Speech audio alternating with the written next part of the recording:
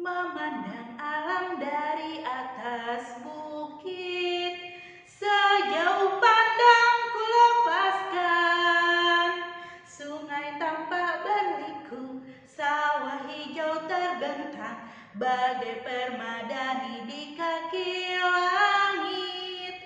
Gunung menjulang, berpayung awan, oh indah pemandangan. Assalamualaikum warahmatullahi wabarakatuh. Hai anak saleh dan salehah. Good morning. Sabahul khair. Did you study at home? Okay, before you study, let's pray together. Up your hand. Bismillahirrahmanirrahim. Rabbi zidni ilma warzuqni fahma. Rabbi shrah li sadri wa yassir li amri wahlul 'uqdatam min lisani yafqahu qawli. Amin ya rabbal alamin. Pada pembelajaran sebelumnya kita sudah belajar tentang sumber daya alam. Sumber daya alam itu ada dua. Ada sumber daya alam yang dapat diperbaharui dan sumber daya alam yang tidak dapat diperbaharui. Nah, untuk pertemuan kali ini kita akan belajar tentang manfaat sumber daya alam itu sendiri. Kalian sudah punya bukunya, buku 4B? Kalian boleh buka di halaman 53 ya. Nah, di halaman 53 di sini ada tabel tentang manfaat sumber daya alam. Ternyata sumber daya alam itu ada berbagai macam. Ada sumber daya perkebunan, sumber daya peternakan, sumber daya pertanian, sumber daya perikanan, sumber daya pariwisata, dan sumber daya pertambangan.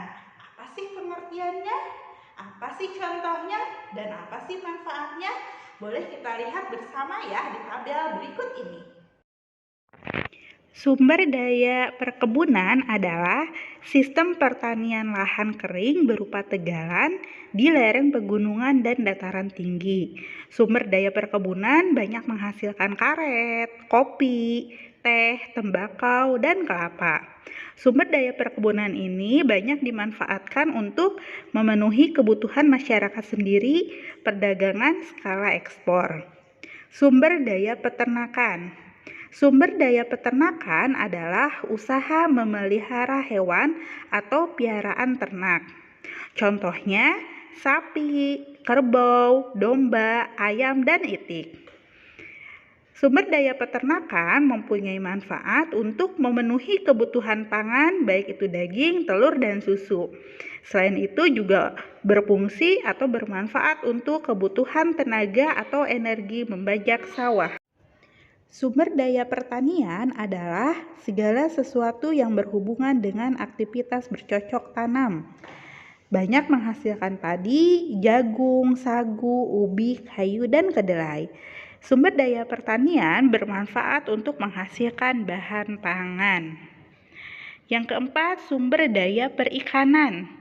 Sumber daya perikanan merupakan usaha yang ditujukan untuk kegiatan menangkap, membudidayakan, dan mengolahnya baik di darat maupun di laut. Contohnya yaitu ikan mas, mujair, tongkol, udang, dan tuna. Manfaatnya yaitu untuk menghasilkan kebutuhan protein. Sumber daya pariwisata adalah kegiatan yang memanfaatkan keindahan alam, bisa berupa pegunungan laut ataupun lembah. Contohnya Ngarai Sianok, Puncak, Pantai Sanur. Nah, ini juga bermanfaat untuk menghasilkan devisa bagi negara. Yang keenam, sumber daya pertambangan. Sumber daya pertambangan adalah usaha yang mengembangkan berupa bahan galian mineral, non-mineral, gas. Contohnya minyak bumi, gas bumi, batu bara, emas, perak, dan ini bisa dimanfaatkan untuk memenuhi kebutuhan dalam negeri, juga menghasilkan devisa negara. Setiap daerah pasti memiliki sumber daya alam yang berbeda-beda. berbeda karena tergantung letak geografis dari tempat itu sendiri. Ada yang menjadi penghasil kopi, padi, rotan, minyak bumi, timah, emas, karet, dan berbagai lagi penghasil sumber daya alam di Indonesia. Kita berhak untuk menggunakan sumber daya alam di daerah kita masing-masing. Tapi ingat, ketika ada hak, pasti ada kewajiban. Apa kewajibannya? Kewajibannya adalah kita harus melestarikan sumber daya alam tersebut. Jadi antara hak dan kewajiban harus seimbang. Nah, salah satu cara untuk mengingatkan kalian tentang menjaga alam ini yaitu dengan cara kita membuat poster. Ada yang tahu kalian poster itu apa?